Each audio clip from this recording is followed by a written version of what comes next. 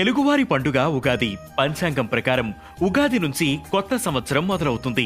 మొత్తం 60 తెలుగు సంవత్సరాలు ఉంటాయి. 60 పూర్తయిన తర్వాత మళ్లీ మొదటి నుంచి సంవత్సరం ప్రారంభమవుతుంది.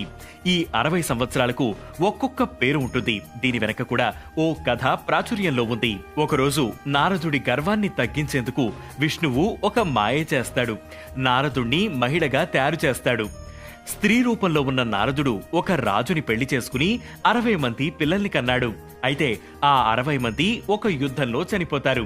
తర్వాత విష్ణువు నారదుడి మాయను తొలగించి నీ పుత్రుడు తెలుగు సంవత్సరాలుగా వర్ధిల్లుతారని వరమిచ్చారని చెబుతుంటారు. అలా నారదుడి 60 మంది పిల్లల పేర్లు తెలుగు సంవత్సరాలుగా మనం పిలుచుకుంటున్నాం.